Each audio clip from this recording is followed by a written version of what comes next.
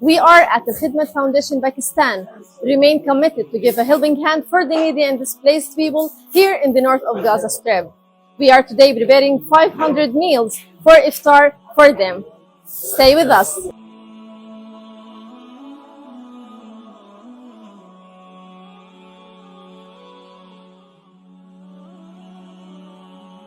We are now in Asma bint Abi Bakr School in Sheikh Ridwan in the north of Gaza Strip and ready to distribute the meal. Thanks for being there for us.